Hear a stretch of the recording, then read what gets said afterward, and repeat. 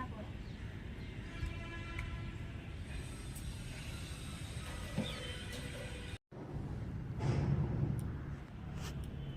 மேல்தரை.